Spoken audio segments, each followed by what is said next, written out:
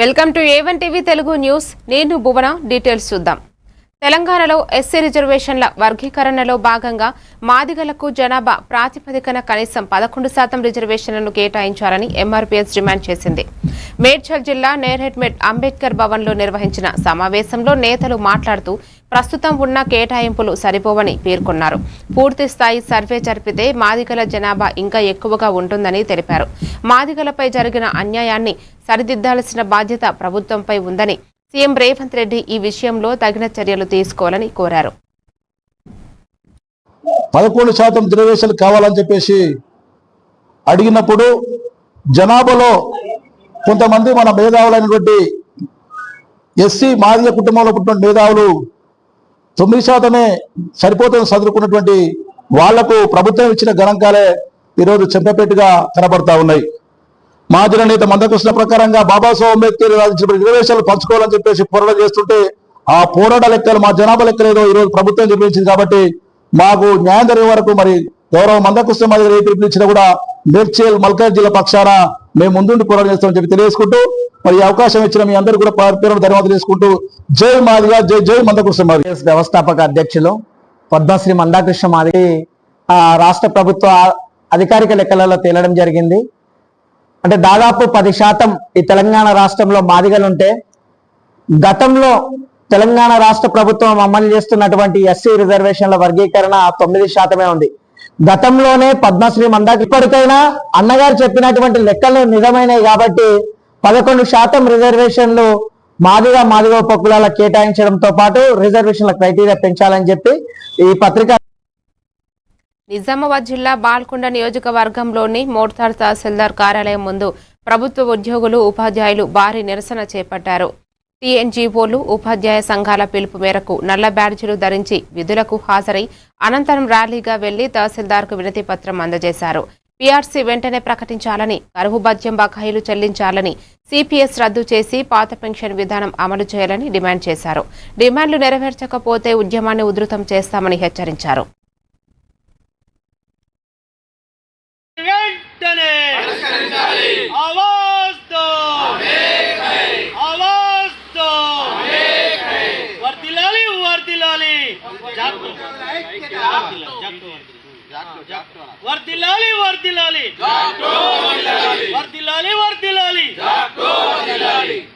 మాకు ఇవ్వవలసినటువంటి పిఆర్సీ కానీ DA arrears కానీ ఇతర ఏవైతే సమస్యలు ఉన్నాయో ఆ సమస్యలన్నీ తీర్చి ఉద్యోగుల యొక్క ఆకాంక్షలను నెరవేర్చాలని ప్రభుత్వాన్ని కోరుకుంటున్నాం.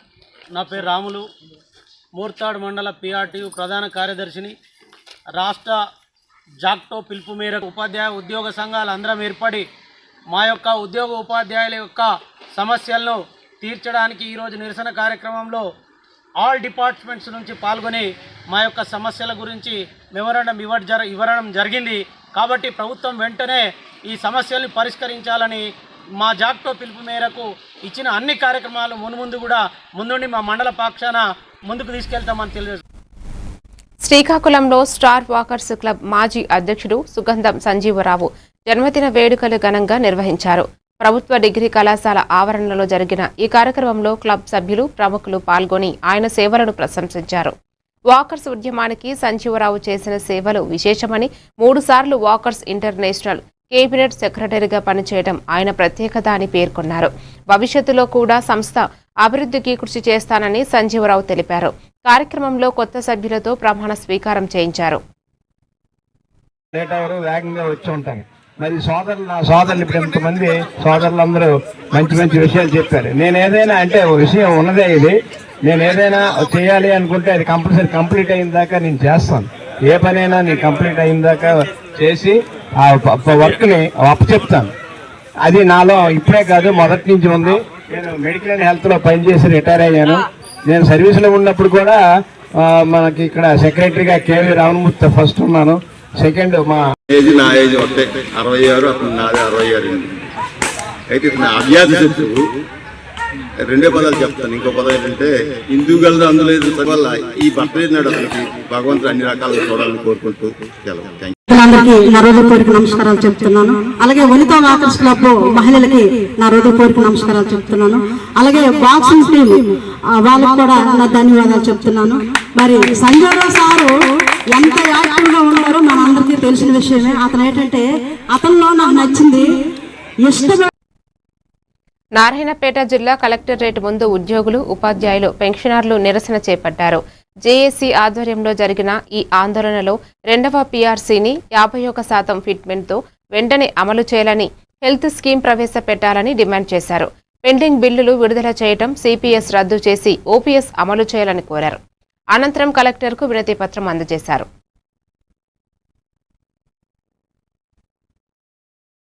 అందరూ కూడా అన్ని డిపార్ట్మెంట్స్ నుంచి వచ్చి ప్రభుత్వం ఇవ్వవలసిన ఉద్యోగులకు రావాల్సిన బకాయిల పైన, తర్వాత పెన్షనర్స్కి రావాల్సిన బకాయిల పైన, తర్వాత సిపిఎస్ ను తీసేసి ఓపీఎస్ కాలాతీతం జరిగింది.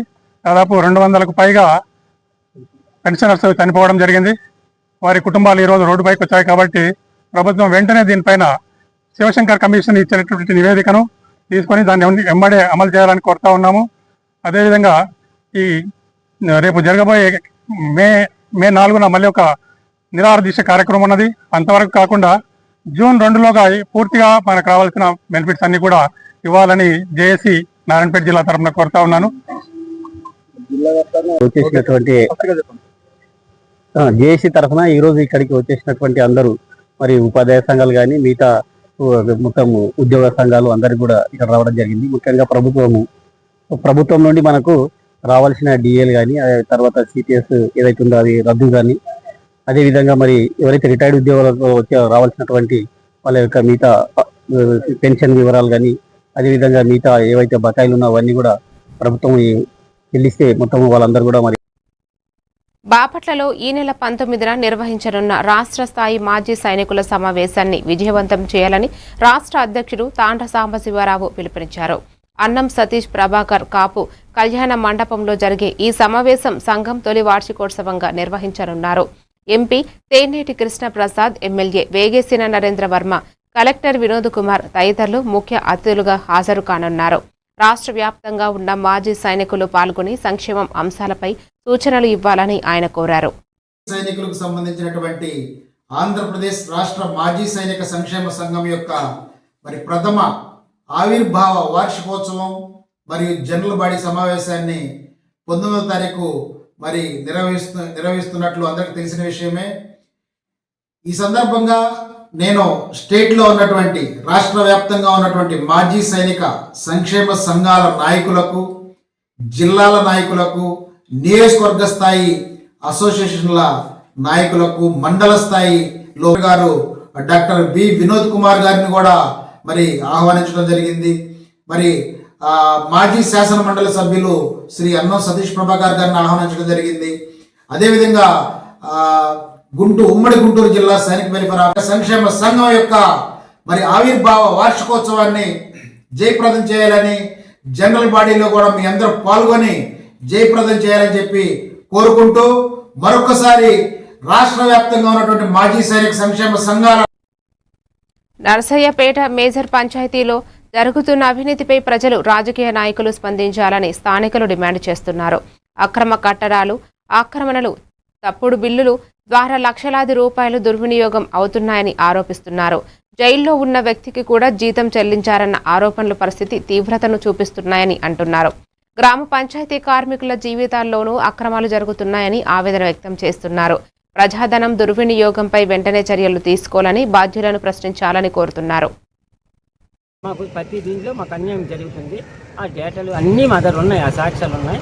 అది ఉందనేసి మా ఊర్లో ఉన్న నర్సనపేటలో ఉన్న ఎంతోమంది అధికారులకు కానీ, మా ఆఫీస్లో ఉన్న ఈవో గారికి ఎంతమందికి చెప్పినా సరేనో మాకు ఎవరూ న్యాయం చేయలేదు.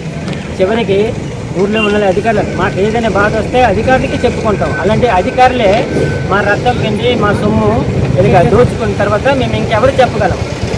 అందుకే మాకు సంబంధించినవి ఏవీ లేవు. కంప పొలలు కానీ, బొట్టలు కానీ, మాస్కులు కానీ, షూలు కానీ, ఎక్కడైనా ఒక్కొక్క చనిపోయినా ఏది చనిపోయినా సరేనో అయ్యేది పురుగులు పట్టిన ఏమైనా ఉన్నా సరేనో బ్లీచింగ్ వేసి చల్లాలి. బ్లీచింగ్ చల్లిన తర్వాత మేము అది చెయ్యాలి. అంటే పంపుకొర్ర మాకు రావాల్సింది మాకు వచ్చి మా సమస్యలు తీర్చి మాకు రోగాలు రెస్టులు ఏమైనా వచ్చినా సరే నర్సంపేట పంచాయతీ ఎవరైతే ఉంటారో పెద్దవాళ్ళు వాళ్ళే మాకు అన్ని. నిర్మల్ జిల్లాలో టీజీఈ జేఏసీ ఆధ్వర్యంలో ఉద్యోగులు, ఉపాధ్యాయులు, కార్మికులు, పెన్షనర్లు తమ డిమాండ్ల పరిష్కారం కోసం కలెక్టర్కు వినతి పత్రం అందజేశారు. 51% ఫిట్మెంట్తో రెండో పీఆర్సీ వెంటనే అమలు చేయాలని, పెండింగ్ బిల్లులైన 13,000 కోట్లను ఒకేసారి విడుదల చేయాలని కోరారు. ఉద్యోగుల ఆరోగ్య పథకంను తక్షణమే అమలు చేయాలని, సిపిఎస్ను రద్దు చేసి ఓపీఎస్ను పునరుద్ధరించాలని డిమాండ్ చేశారు.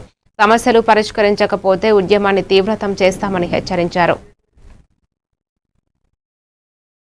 విధులకు హాజరై మధ్యాహ్న భోజన సమయంలో విరామ సమయంలో మరి డిస్టిక్ హెడ్ క్వార్టర్స్లో కలెక్టర్ కార్యాలయం ఆవరణలో, అదేవిధంగా మరి డివిజన్స్ హెడ్ క్వార్టర్స్లో మరి ఆర్డీఓ కార్యాలయము, అదే మండల హెడ్ క్వార్టర్స్లో తహసీల్ కార్యాలయము ఆవరణలో మరి నిరసన వ్యక్తం చేసి మరి జిల్లా కలెక్టర్ గారికి వినతి పత్రం సమర్పించడం గురించి ఈరోజు మరి ఇక్కడికి మన నిర్మల్ జిల్లాకు ఇన్ఛార్జీలుగా మరి ఈ యొక్క కార్యక్రమం విజయవంతం చేయడానికి గౌరవనీయులు ఎంసీ లింగన్న గారిని మరి జిట్టు గారిని కూడా ఇక్కడ పంపడం. పెండింగ్ బిల్స్, రిటైర్డ్ అయినటువంటి మరి పెన్షనర్సు, మరి ఉద్యోగులు, ఉపాధ్యాయులు, గజిటెడ్ కార్మికులు మరి ఎన్నో ఇబ్బందులు అవుతున్నాయి. మరి ఆ 13,000 కోట్ల రూపాయలు ఏకమొత్తంలో చెల్లించి మరి ఉద్యోగులను, పెన్షనర్స్లను మరి ఈ యొక్క ఆర్థిక భారం నుండి కూడా రాష్ట్ర ప్రభుత్వము విముక్తి చేయాలని చెప్పి, అంతేకాకుండా మరి ఉద్యోగ పెన్షనర్లకు మరి ఈఎల్ చేయాలని చెప్పి ఈరోజు కోర్టు కూడా మరి ఇవ్వడం జరిగింది తీర్పు.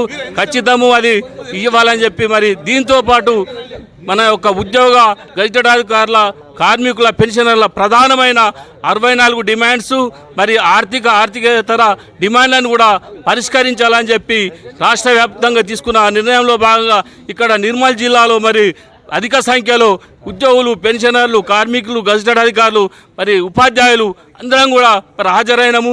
మేమంతా ఏకతాటిపై ఉండి ఈ యొక్క సమస్య పరిష్కారం కొరకు మేడ్చల్, మల్కజ్గిరి, ఉప్పల్ నియోజకవర్గంలోని కాప్రా చెరువును సుందరీకరణ పనులకు శ్రీకారం చుట్టారు.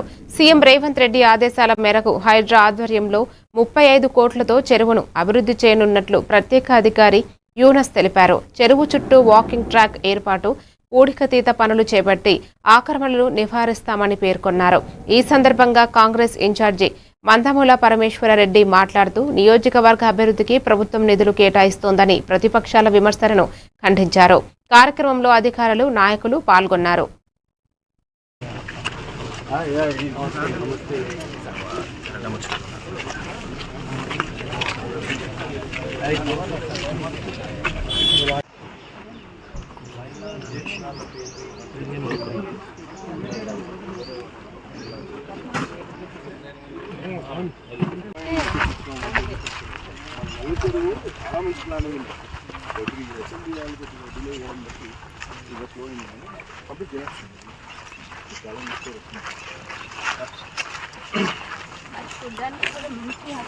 లేక్స్ అన్ని మనకు చుట్టూ హైదరాబాద్ సిటీ మొత్తం తీసుకున్నాం, కానీ ఇంపార్టెంట్ గా ఎక్కువగా కాన్సన్ట్రేషన్ పెట్టి ఈ ఏరియా లేక్స్ కాపురా అనమాట. సో ఈ చెరువుది ఏంటంటే ఫస్ట్ దీని హిస్టరీ ఎట్లా వచ్చిందంటే మనకు సీఎం గారు వచ్చేసి ఎంపీగా ఉన్నప్పుడు మొత్తం ఈ ఏరియా.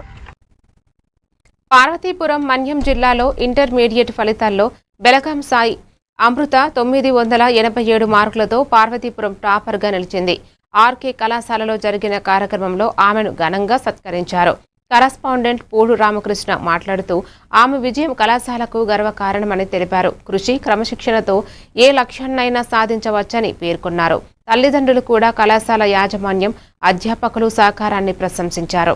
ఈ సందర్భంగా కళాశాల సిబ్బంది, విద్యార్థులు సాయి అమృతను అభినందించారు. నన్ను ఇన్స్పిరేషన్ గా తీసుకొని బాగా ఇంకా మంచి మార్కులు రావాలని, నన్ను దాటి ఇంకా మంచి మార్కులు రావాలని అనుకుంటున్నాను.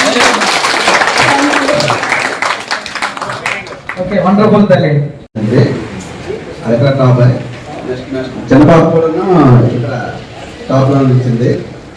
ఇది అందరికీ గర్వంగా ఉంది. దీని అంత వెనక ఈ విజయానికి కారణం ఎవరంటే ఆర్కే కాలేజీ, మన కరస్పాండెంట్ పూరి రామకృష్ణ గారు, అలాగే కళాశాల సిబ్బంది, ఇలా చెప్పబడి ఉండదండి. అప్పటికి ఎప్పటికీ ఆర్కే కాలేజీ నెంబర్ 1 అండి.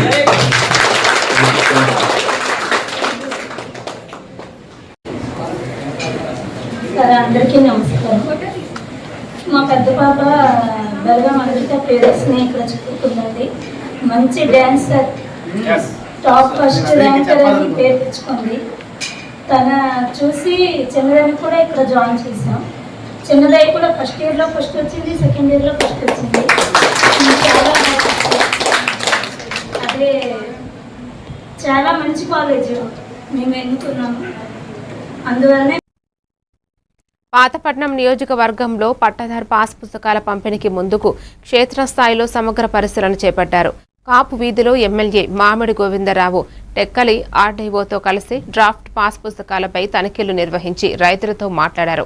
అర్హులైన ప్రతి పట్టాదారుడికి న్యాయం జరిగేలా ఎటువంటి లోపాలు లేకుండా పాస్ పుస్తకాలు జారీ చేయాలని అధికారులకు సూచించారు. ప్రజలకు పారదర్శకంగా వేగవంతంగా సేవలు అందించడమే ప్రభుత్వ లక్ష్యమని ఆయన తెలిపారు. కార్యక్రమంలో అధికారులు, నాయకులు పాల్గొన్నారు. అందరూ కూడా నమస్కారాలు తెలియజేసుకుంటూ నా ముందున్న మీడియా మిత్రులకి పోలీస్ డిపార్ట్మెంట్ వారు కూడా నా నమస్కారం. అయితే ఈ రోజు మనకి చాలా మంచి కార్యక్రమం ఇది. ప్రజలందరూ వినియోగించుకోవాలి. రాజకీయాలకు అతీతంగా ఏ సమస్యలు ఉన్నాయైనా సరే తప్పనిసరిగా పీఓ గారు ఇక్కడే ఉన్నారు, మెయిన్ ఆర్డీఓ గారు ఇక్కడే ఉన్నారు. రెవెన్యూ సమస్యలు అయినా సరే, గ్రామ సమస్యలు ఏమైనా సరే తప్పనిసరిగా అందరూ వినియోగించుకోవాలని కోరుకుంటున్నాను. ఎందుకంటే మెలియ పొట్టి అనేది తలసరి ఆదాయంలో కూడా మనం వెనుకబడే ఉన్నాం.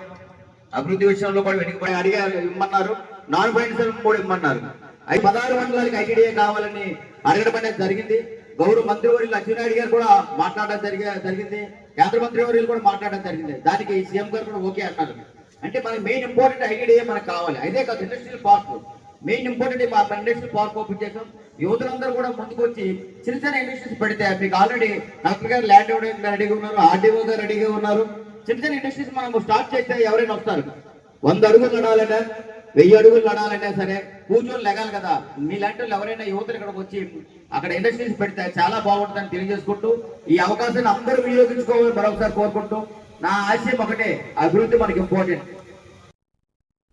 వరంగల్ జిల్లాలో ఈ నెల 19న జమనగ్ని హిందూ ధర్మ సమ్మేళన సమితి నిర్వహించే సమావేశానికి హిందూ బంధువులందరూ పాల్గొనాలని సంఘం అధ్యక్షుడు గందే గోవిందరాజులు పిలుపునిచ్చారు. పిన్నవారి వీధిలో జరిగిన విలేకరుల సమావేశంలో నేతలు మాట్లాడుతూ హిందూ ధర్మం సంస్కృతిని పరిరక్షించేందుకు ఈ సమావేశం నిర్వహిస్తున్నామని తెలిపారు.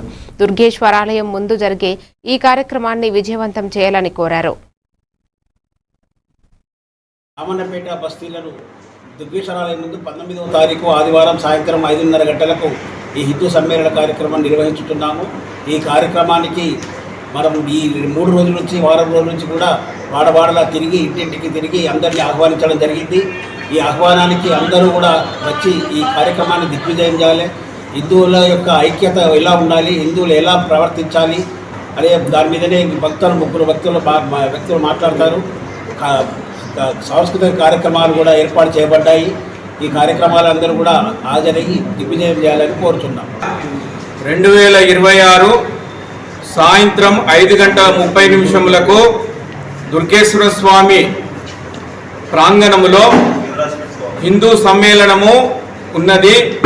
ఆ సందర్భంగా రాష్ట్రీయ స్వయం సేవక్ సంఘ్ మన దుర్గేశ్వర స్వామి గుడి ప్రాంగణములో రామన్నపేట పిన్నవారి బస్తీ సమ్మేళనము వాళ్ళందరూ కూడా ఒక కాడ సమావేశమై పెద్ద ఎత్తున చేయడం జరిగినది.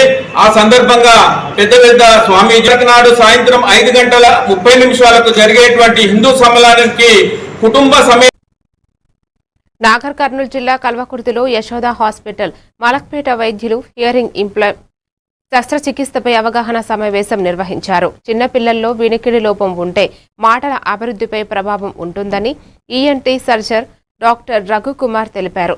కల్వకుర్తికి చెందిన 8 ఏళ్ల బాలికకు కుడి చెవిలో వినికిడి లోపం ఉండగా బోన్ కండక్షన్ హియరింగ్ ఇంప్లాంట్ శస్త్రచికిత్సను విజయవంతంగా నిర్వహించినట్లు చెప్పారు. శస్త్రచికిత్స అనంతరం బాలిక ఆరోగ్యం మెరుగుపడిందని ఫాలోఅప్ కోసం సూచనలు ఇచ్చినట్లు తెలిపారు. సమావేశంలో వైద్యులు, జర్నలిస్టులు పాల్గొన్నారు.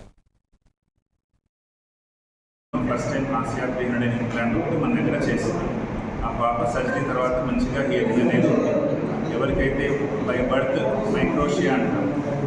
వాళ్ళకి చెవి డెవలప్ కాదు, హియరింగ్ చెవికి సంబంధించిన బోన్స్ డెవలప్ కావు, 50% వరకు లాస్ ఉండి వాళ్ళకి మంచి హియరింగ్ ఇవ్వడం కోసం అని చెప్పేసి ఈ సర్జరీ అనేది ఉపయోగంగా ఉంటుంది.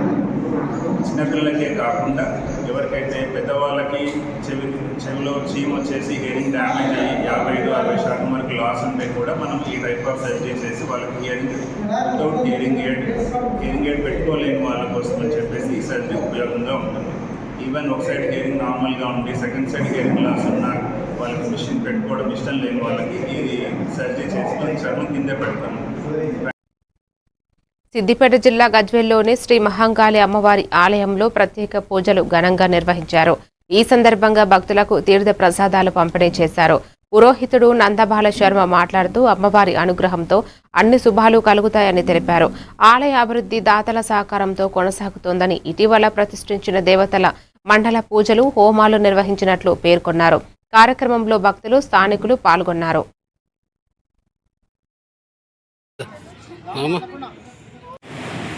శ్రీమాత్రే నమః. మహంకాళి దేవాలయ ప్రాంగణంలో ఉన్నటువంటి రాజశ్యామలాదేవి కాలభైరవ స్వామి యొక్క ప్రతిష్ఠ చేసుకొని 40 రోజులైంది. రాజశ్యామల దేవాలయ నిర్మాణం చేసింది దుర్గం వేణుగోపాల్ దీపగారు. కాలభైరవ స్వామి దేవాలయ నిర్మాణం చేసింది నేతి సంతోష్ గుప్తా గారు. వారిని, వారి కుటుంబాన్ని సంతోష్ గుప్తా, శ్రీలత ఇద్దరు కలిసి ఈ దేవాలయానికి ఒకరు రాజశ్యామల దేవాలయ నిర్మాణం, ఒకరు కాలభైరవ స్వామి దేవాలయ నిర్మాణం చేయడం జరిగింది. ఇంకా అనేక మంది అనేక రకాలుగా ఈ దేవాలయాన్ని సహకారం చేసినారు. ముఖ్యంగా దుర్గం వేణుగోపాల్ 10 లక్షల రూపాయలు ఇచ్చినాడు. నేటి సంతోషు ఇంచుమించుగా 5 లక్షల రూపాయల దాకా ఇవ్వడం జరిగింది. దేవాలయానికి కలశాలకు కానీ, నిర్మాణానికి కానీ, వెండి కిరీటానికి కానీ ఇట్లా ఆయన 10 లక్షలు, ఈయన 5 లక్షల ద్వారా ఈ దేవాలయ నిర్మాణం, ఈ దేవాలయ ప్రాంగణంలో ఉన్నటువంటి రాజశ్యామల కాలభైరవ స్వామి దేవాలయ నిర్మాణం అయింది. వారిని ఆ కాలభైరవ స్వామి వరంగల్ నగరంలోని అభునుస్ ఫంక్షన్ హాల్లో దళిత హక్కుల పోరాట సమితి 2వ మహాసభ నిర్వహించారు.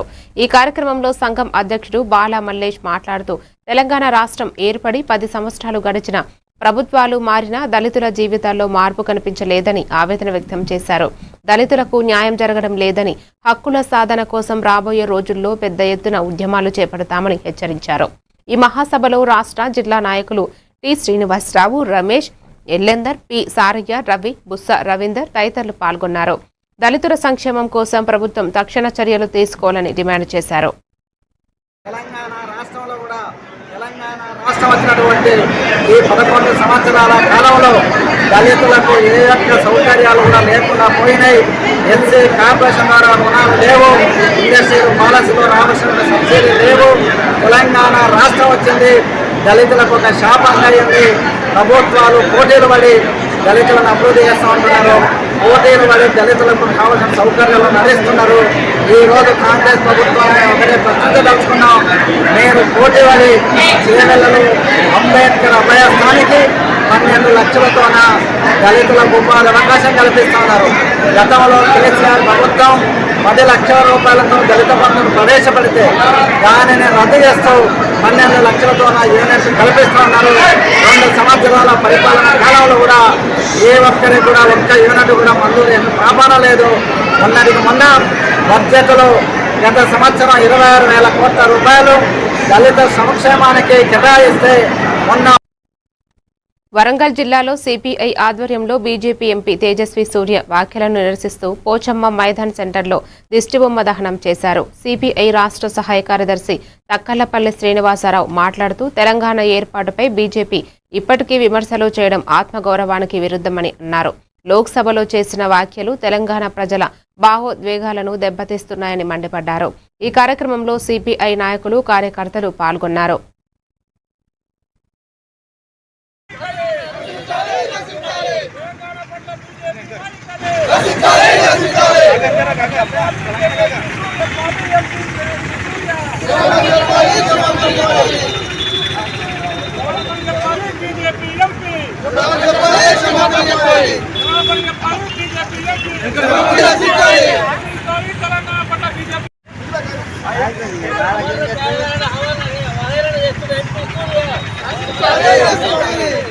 సూర్య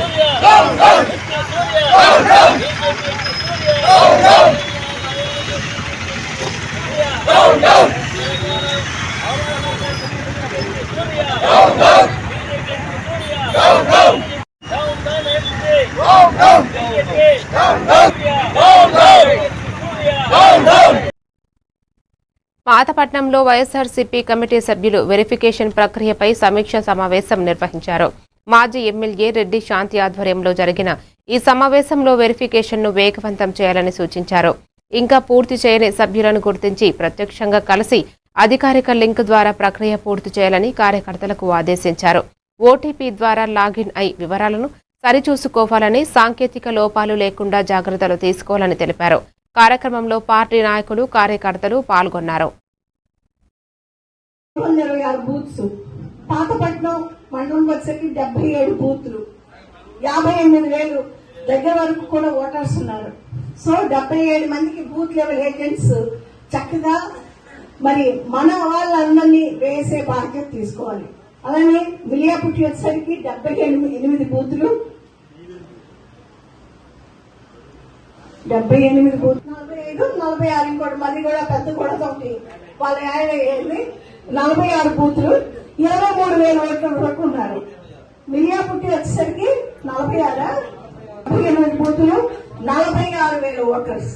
అందుకే దయచేసి మనం ఈ 5 మండలాల తాలూకా బిఎల్ఏస్ అంటే 326 బిఎల్ఏస్ స్ట్రాంగ్ విల్ మన వైఎస్ఆర్సీపీ పార్టీయే ధ్యేయం. మన వైఎస్ఆర్సీపీ పార్టీ గెలిపించడమే తన లక్ష్యం. జగనాన్ని ముఖ్యమంత్రి చేయలే తన కర్తవ్యనే వాళ్ళని మనం అందరం నియమించాలని మరొకసారి గౌరవంగా. మరిన్ని డీటెయిల్స్ తో మళ్ళీ కలుద్దాం. Keep watching A1 TV Telugu news.